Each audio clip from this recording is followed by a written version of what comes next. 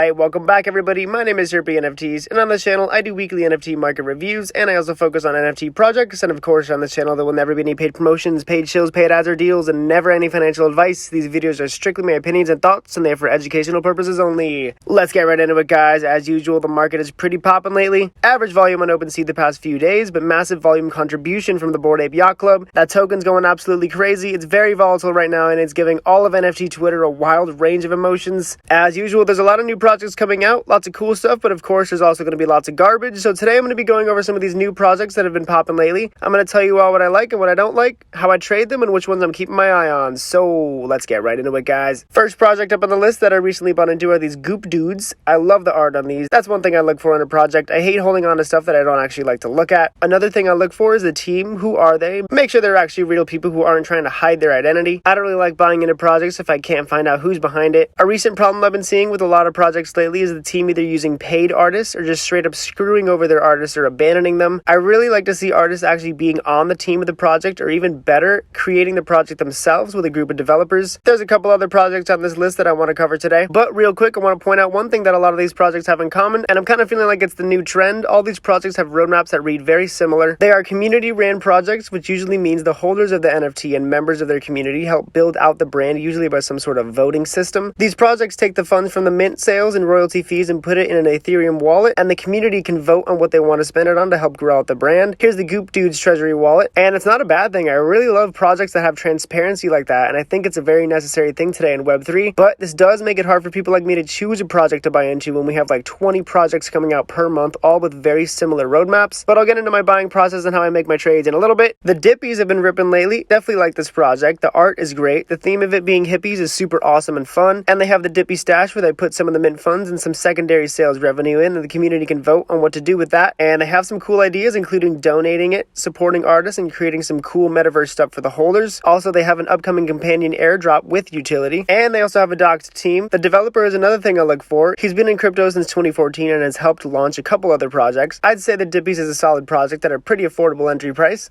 And then we got the ILYYWs. I like you, you're weird. Another community ran project by Amber Park and Mason Rothschild, two pretty prominent figures in the Web3 space. This one's pretty cool. Their goal is to use the NFTs to be in a television series, and they also have some other plans that include some airdrops, a chain airdrop coming soon for the whales and loyal community members. That's going to be your all-access pass to their ecosystem, including exclusive access to weird whale designated areas at future activations and events, exclusive merge, and much more. I really like how engaging they are with the community. The next project I want to talk about is very interesting to me. I think they're bringing something new to the table, along with it being a community ran project. It's the Rubber Duck Bath Party. Every once in a while they throw these bath parties, and basically you can enter your duck in the bath party, and it can come out with either some new traits, they could be rare or less rare than your previous traits, or your duck can lose some traits. To get technical real quick with you guys, these NFTs are ERC721 tokens, and after each party, the updated metadata and image will be uploaded to IPFS. So basically, you can see all the past versions of your duck as it changes. The first bath party happened on March 20th, and here's an example of a duck that attended the bath party. There's the first version of the duck, and the new V2 came back from the bath party with a new shirt. Very cool idea, definitely helps keep the community involved and excited for the future. As you can see, there's almost 6,000 owners, so a lot of people are definitely excited about this one. Let's check out their beautiful website, which by the way is another thing I definitely like to see.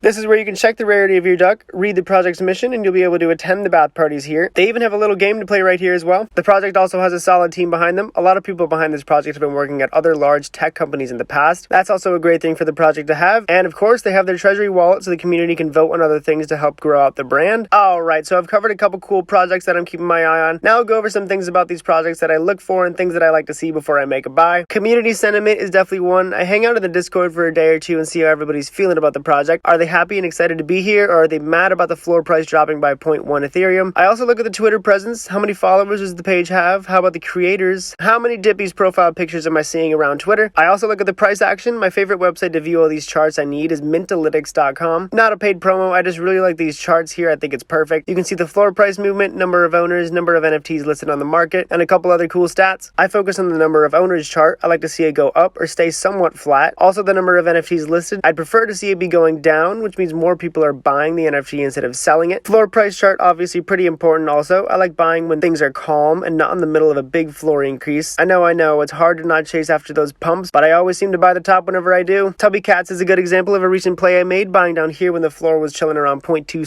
0.27 ETH for a few days, and then it slowly rise back above 0.4. Nice little gain there. Shout out to all my Tubby Cats, but that's all I have for you today, guys. Also, shout out to all these legit projects with great transparent teams behind them that are actually doing things right and making their holders happy to be a part of their community. That's what we need to help shine a positive light on NFTs. Remember, being a part of the NFT community isn't always about receiving $100,000 airdrops, ape token, or passive income or a serum airdrop. Sometimes a real utility can come from just being a part of a community that you enjoy being in, meeting new friends, or just enjoying the art that you have. Follow me on Twitter for the latest and greatest in NFTs. Subscribe so I can quit my 9 to 5 and stay terpy, everybody.